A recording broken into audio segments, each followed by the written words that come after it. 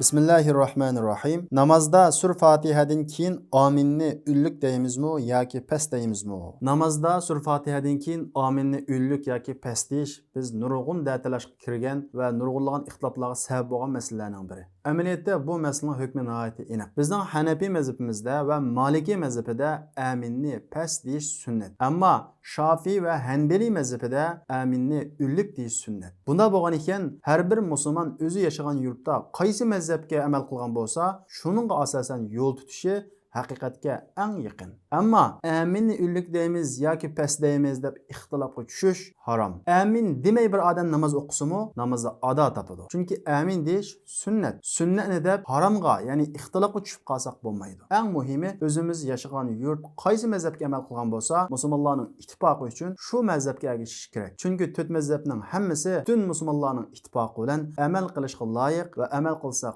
bo'ladigan mujtahidlarning mazhablari.